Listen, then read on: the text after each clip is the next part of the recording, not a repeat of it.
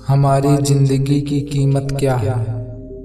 हम में से बहुत से लोग अपनी जिंदगी की वैल्यू नहीं समझते और अपने जीवन को ऐसी चीज़ों में बर्बाद कर देते हैं जिनसे हमारा नुकसान ही होता है। कुछ लोग अपनी जिंदगी शराब के पीछे बर्बाद कर देते हैं, तो कुछ लड़कियों के चक्कर में और कुछ अपनी सारी जिंदगी पैसा पैसा करके बर्बाद कर देते हैं।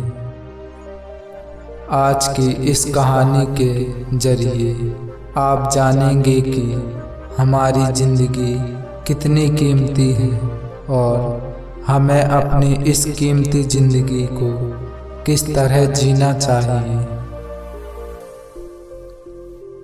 एक बार की बात है, गौतम बुद्ध अपने शिष्यों को जिंदगी से जुड़ी अच्छी बुरी चीज़ों का ज्ञान दे रहे थे। सभी शिष्य उनकी बातों को बहुत ध्यान से सुन रहे थे। उन सभी में एक शिष्य ऐसा था जिसे प्रश्न पूछने की बहुत आदत थी।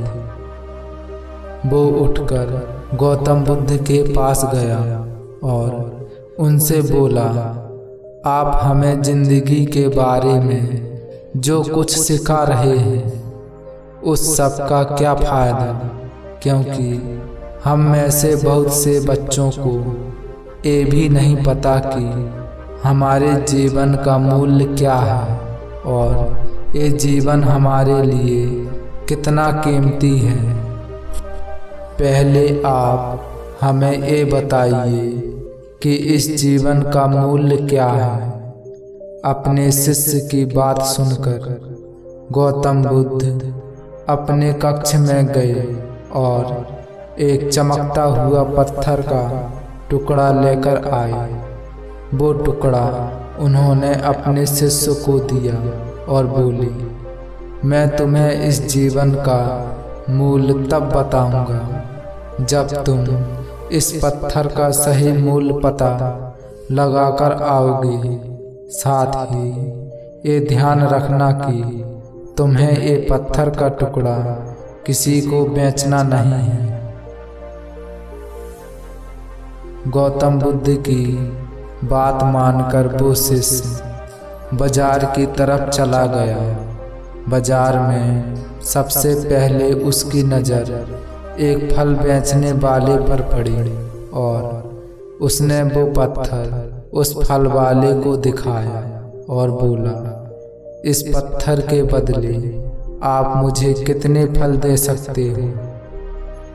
फल वाला बोला, ये पत्थर कुछ खास तो नहीं है, लेकिन फिर भी इसके बदले मैं तुम्हें 10 केले दे सकता हूँ।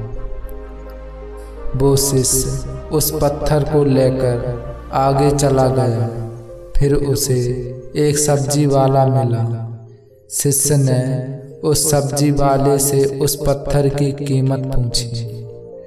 सब्जी वाले ने उस पत्थर को ध्यान से देखा और बोला, इस पत्थर की कीमत के बदले मैं तुम्हें ज़्यादा से ज़्यादा 1 बोरी भरकर सब्जी दे सकता हूँ। इसके बाद वो शिष्य उस पत्थर को लेकर एक सोने के व्यापारी के पास गया। उस पत्थर के टुकड़े की चमक देखते ही उस सुनार ने उसकी कीमत 100 सोने के सिक्के लगाई। शिष्य ने वो टुकड़ा बेचने से मना किया तो वो सुनार उसके बदले 200 सोने के सिक्के देने को भी राजी हो गया, लेकिन शिष्य ने वो पत्थर नहीं बेचा। इसके बाद वो शिष्य एक हीरे के व्यापारी के पास गया और उनके सामने उसने वो पत्थर के टुकड़े को रख दिया। उस पत्थर को देखते ही हीरों के व्यापारी ने एक साफ कपड़ा बिछाया, उस पत्थर को उसके ऊपर रखा, फिर उसकी परिक्रमा की और हाथ जोड़कर उस पत्थर को कपड़े में लपेटते हुए वो बोला, तुम जिसे मामूली पत्थर समझकर उसकी कीमत पूछ रहे हो, असल में ये एक बेशकीमती रूबी है। ऐसा रूबी हर किसी को नहीं मिलता।